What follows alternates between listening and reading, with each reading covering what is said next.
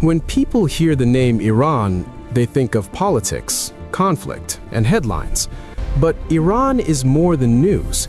It is one of the oldest civilizations on Earth, with over 5,000 years of history. What if the Iran shown in the headlines is real, but still leaves most of the country completely unseen? Beyond the arguments, sanctions, conflict, and political tension stands a land of volcanic villages, royal stone palaces, salt caves, crowded bazaars, mountains, islands, and living traditions. This does not mean the difficult news should be ignored. It means one country can hold several truths at the same time. From the rock homes of Kandovan to the carved delegations of Persepolis, the strange geology of Keshem, and the restless streets of Tehran, Iran opens like a book whose most beautiful pages are rarely read together. Kandovan lives inside volcanic stone.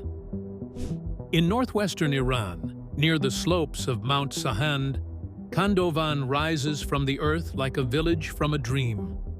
Its pointed rock formations were created from volcanic material and shaped by erosion. People later carved homes, storage rooms, workshops, doors, and windows directly into the stone.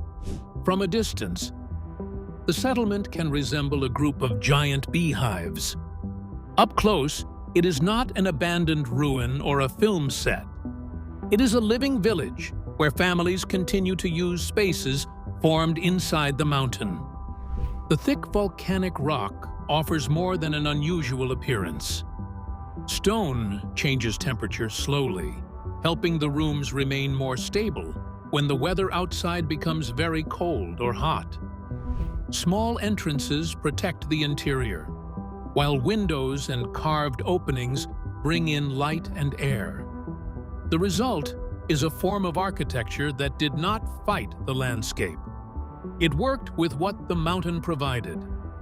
Kandovan shows how human creativity can turn a harsh environment into shelter without erasing the natural shape that made the place special.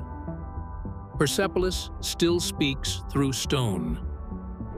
Travel south, and the mood changes completely.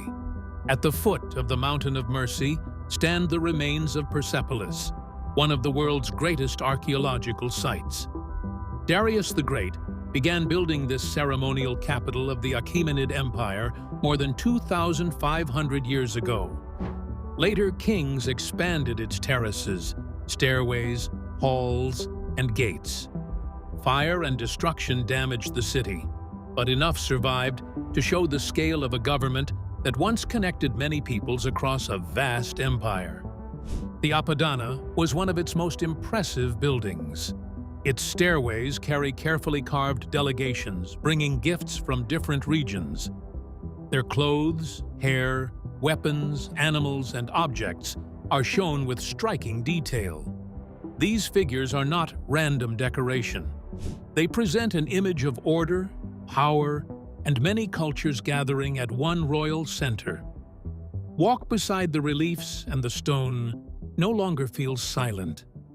It becomes a record of how an empire wanted to be seen and how artists preserved faces, fabrics, and movements that would otherwise have disappeared. Keshem reveals a world made by salt. Far to the south, Keshem Island sits where the Persian Gulf meets the Sea of Oman. UNESCO calls its landscape the art of erosion, and the description fits. Folded rock, canyons, mangrove forests, beaches, salt domes, and strange valleys make the island feel like an open geological museum.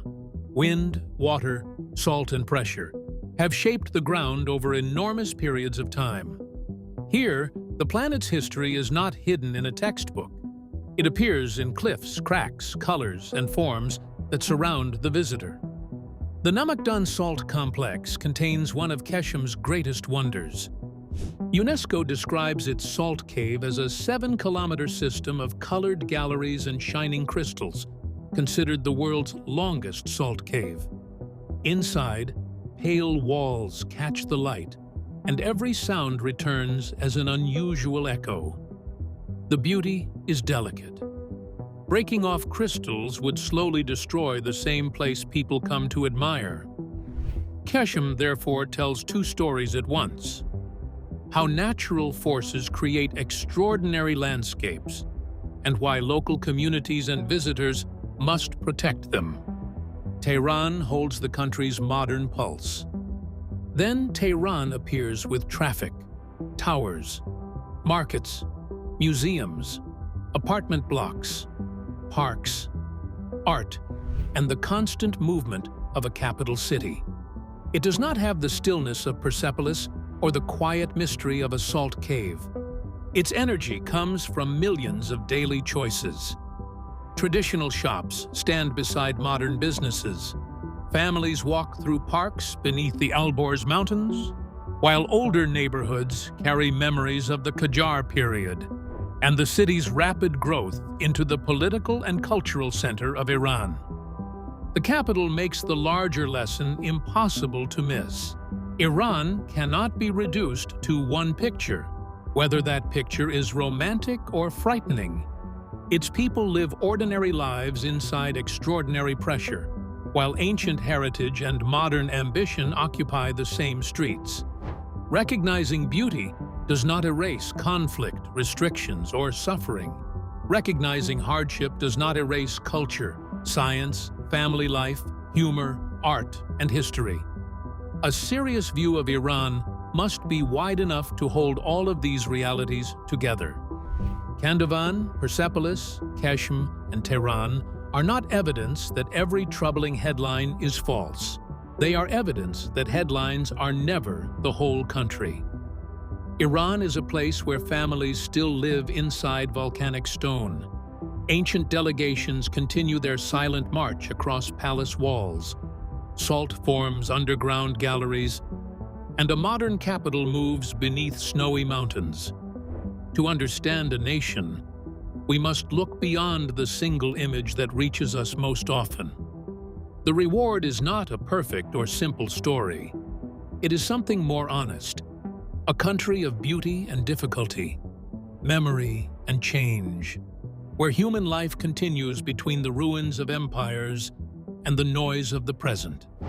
If you enjoyed this deep dive into their life and career, don't forget to like the video, subscribe to the channel, and turn on notifications so you don't miss our next story.